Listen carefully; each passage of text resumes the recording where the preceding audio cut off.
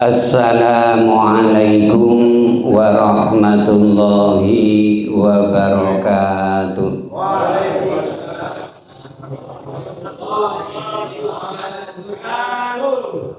Alhamdulillahi rabbil alamin. Assalatu wassalamu ala asyrafil anbiya'i wal mursalin Sayyidina wa maulana Muhammadin wa ala alihi wa sahbihi ajma'in wa ba'du.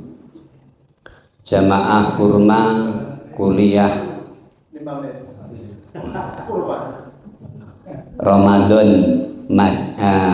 Pengadilan Tinggi Agama Mataram rahimakumullah. Tiada henti-hentinya marilah kita selalu memanjatkan puja dan puji syukur kehadirat Allah Subhanahu wa taala. Alhamdulillah kita semua masih diberikan panjang umur, sehat walafiat, masih diberi kekuatan lahir maupun batin. Dan yang terutama kita semua masih diberi kekuatan iman, di mana iman ini merupakan nikmat yang terbesar dalam hidup kita.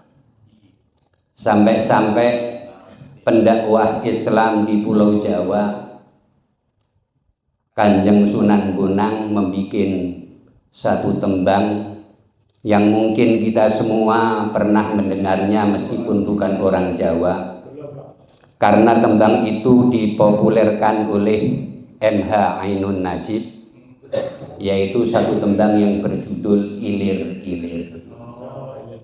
Lir-ilir, lir-ilir, tandure wus sumilir, tak ijo royo-royo, tak sengguh penganten anyar, tak sengguh penganten anyar.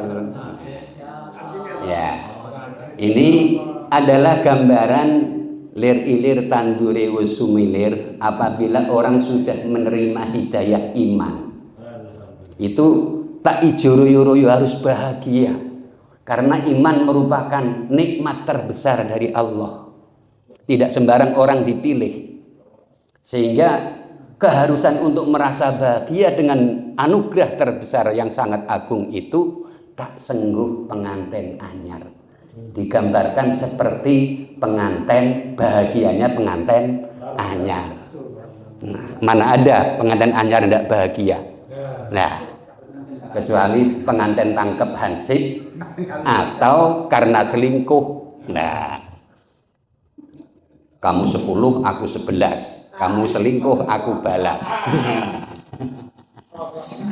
Kamu 11, aku 12. Kamu tidak jelas, aku lepas. Nah, kalau tidak kejadian seperti itu, sebagaimana dalam hidup kita, ketika menjadi pengantin adalah nikmat yang terbesar yang paling membahagiakan kita. Namun jangan merasa puas hanya dengan iman itu saja, karena kemudian setelah digambarkan sebagai pengantin anyar, lanjutan tembangnya cah angon penekno blimbing kuwi. Nah, kita harus sadar bahwasanya dengan iman kita punya tanggung jawab sebagaimana seorang penggembala punya kewajiban. Apa kewajibannya? Penekno blimbing kuwi.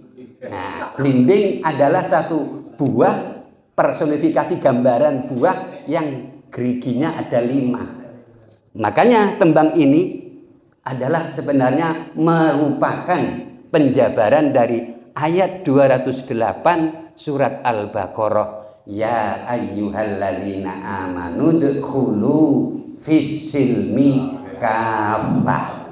Hai orang-orang yang beriman, masuklah kepada Islam secara sempurna.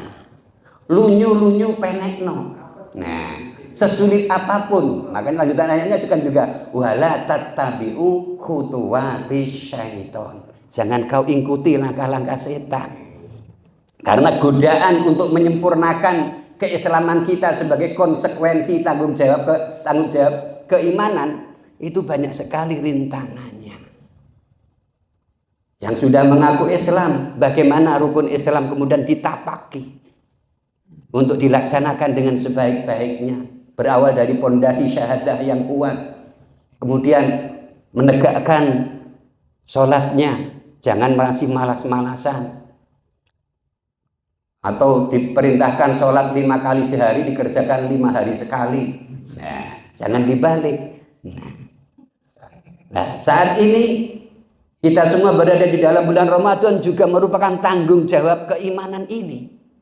Kita diperintahkan, makanya yang diseru juga, ya ayyuhalladzina amanu kutiba alaikumusiyam kama kutiba alal ladzina min qablikum la'allakum tattaqun. Sehingga sudah harus menyadari ini. Kita punya kewajiban untuk melaksanakan ibadah puasa ini. Nanti sebentar lagi, ya tidak hanya sebentar lagi, bagi mereka yang punya kelebihan harta melebihi 1 nisab, maka tanggung jawab keimanannya juga bagaimana dengan ikhlas mengeluarkan minimal 2,5% atau 1/40 dari kekayaan yang dia miliki untuk berbagi, diberikan kepada yang berhak menerimanya. Untuk apa ini semua?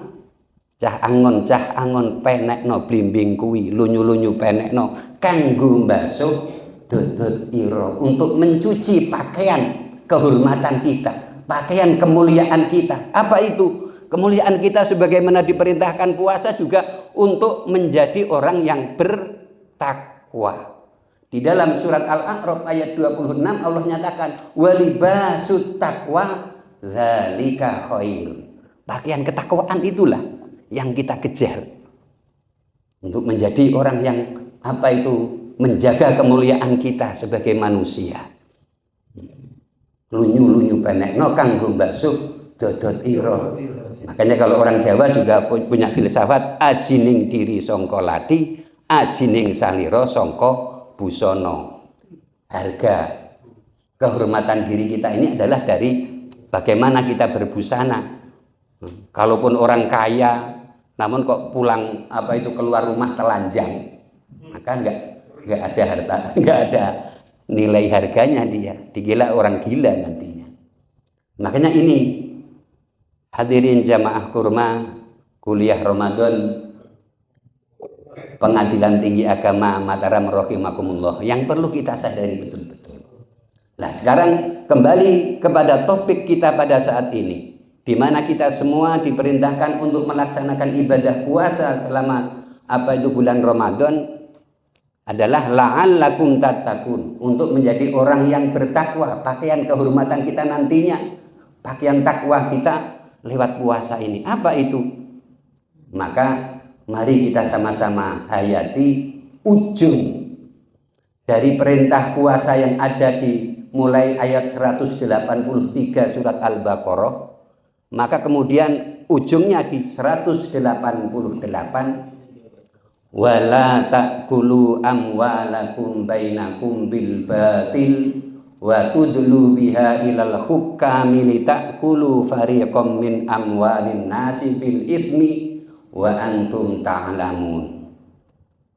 Wahai, dan janganlah kalian memakan harta orang lain dengan jalan yang batil, dan janganlah engkau membawa urusan harta ini ke hakim sampai kemudian menyuap dan lain sebagainya untuk bisa memakan harta orang lain dengan cara yang dosa, sementara kalian sebenarnya mengetahui hal itu. Nah, makanya ini, setelah kita berpuasa bisa menahan diri untuk tidak memakan sesuatu yang sebenarnya milik kita sendiri, yang sebenarnya halal bagi kita, dengan dasar iman dan ikhlas mengharap ridho Allah. Kalau tidak ikhlas, ngakunya puasa, wudu, berkumur 3 kali kok keluar 2 kali. Yang satu keluar kemana? Kita ikhlas, mampu menahan itu, jujur kita. Lah, setelah itu maka ini salah satu ketakwaan yang ingin diraih. Yang ingin diajarkan oleh Allah lewat puasa itu, janganlah kamu, lah kalau yang apa itu hartamu sendiri saja kamu sudah mampu untuk tidak memakan, apalagi yang bukan hak milikmu, harta orang lain.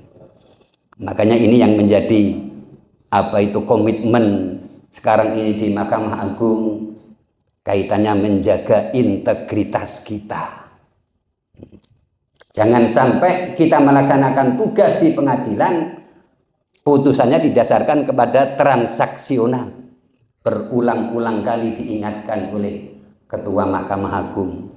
Yang mulia Bapak Ketua Mahkamah Agung mengingatkan agar ini menjadi renungan kita.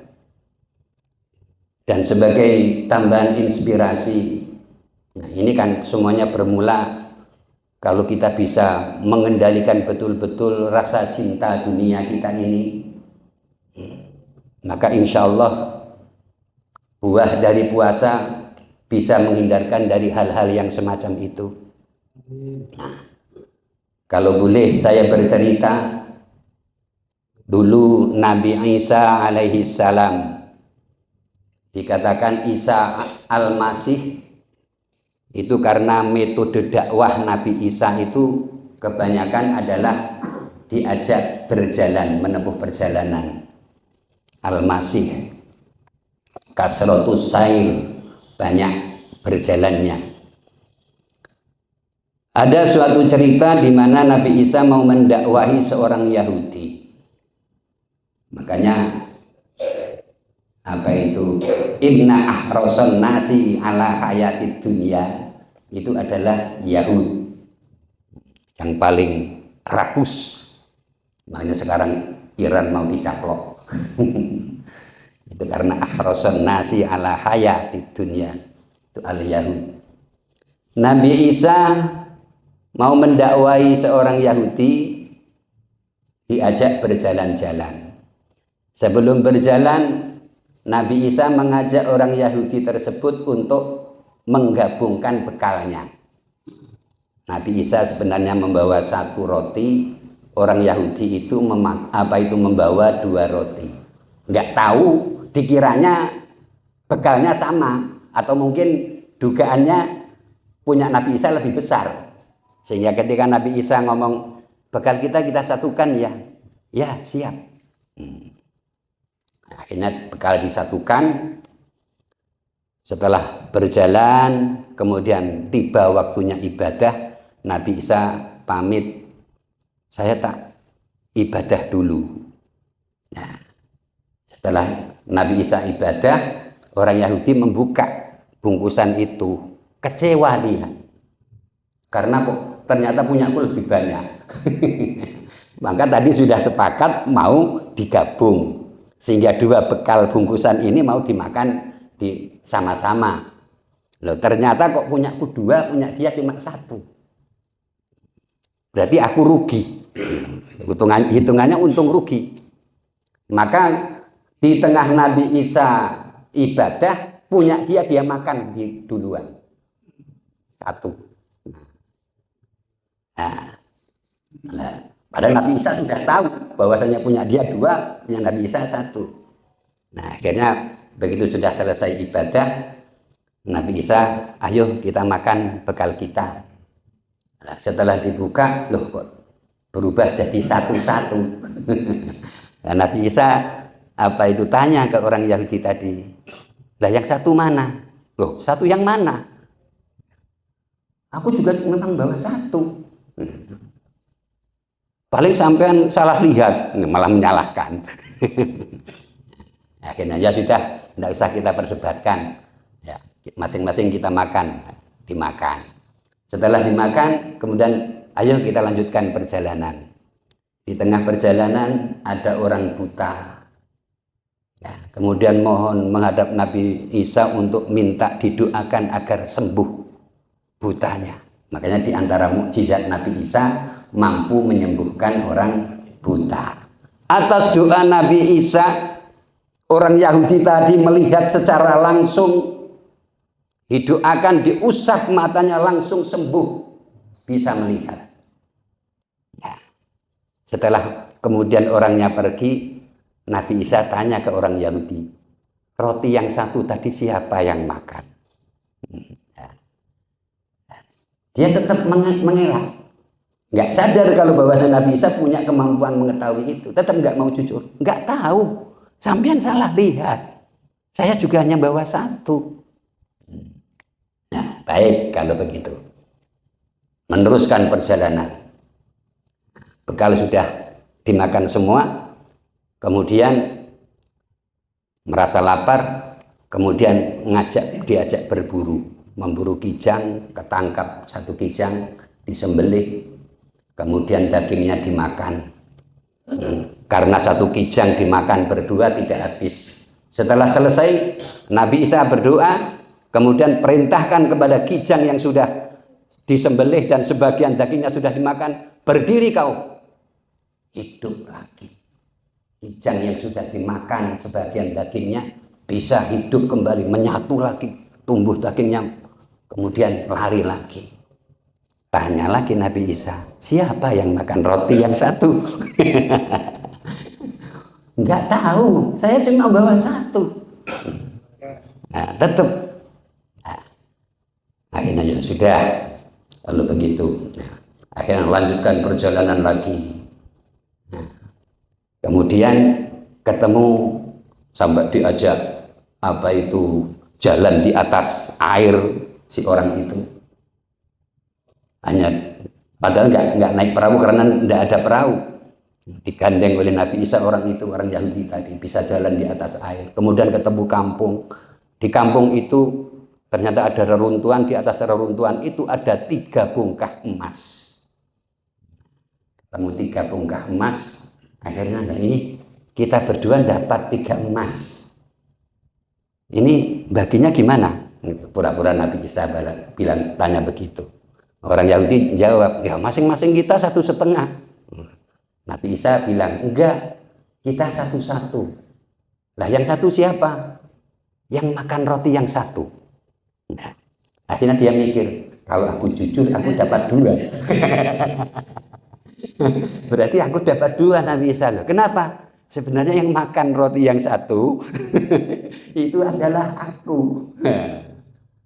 Iya, mau ngaku karena ada harapannya. Ya sudah kalau begitu, karena kamu sudah jujur, baiklah. Malah ketiga emas ini ambil semuanya. Dia merasa senang. Gendong emas itu. Akhirnya ditinggalkan oleh Nabi Isa. Enggak berapa lama datang perampok. Nah, sehingga ada perampok, dia dirampok, dibunuh. Sehingga rasa gembiranya dengan 3 bongkah emas itu hanya beberapa saat. Nah, kalau dilanjutkan ceritanya, 3 perampok yang nah ini, yang itu lanjutan ceritanya kita mungkin sudah pernah mendengar populer itu. Kemudian sepakat yang yang 1 nunggui, yang 2 pergi ke pasar untuk membeli makanan. Enggak ada yang 2 menunggui, yang 1 ke pasar membeli makanan. Yang 2 yang nunggui sepakat nanti agar emas ini milik kita berdua, nanti begitu dia datang kita keroyok, kita bunuh. Lah yang ke pasar membeli makanan, agar emas itu milikku semua, ku campuri racun makanan yang dibeli. Akhirnya begitu dia datang dari pasar langsung dikeroyok oleh 2 temannya, langsung terbunuh.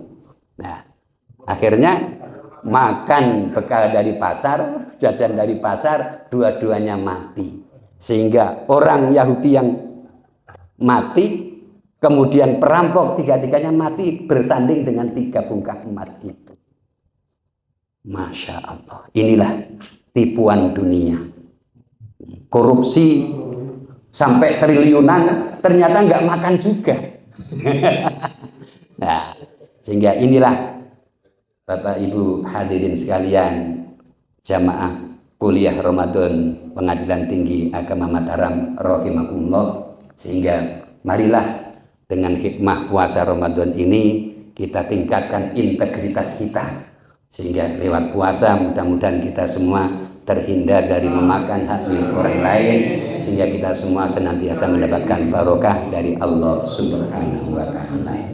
Mungkin ini yang bisa saya sampaikan. Salah hilaf mohon maaf. Akhirul kalam, billahi taufiq wal hidayah. Wassalamualaikum warahmatullahi wabarakatuh.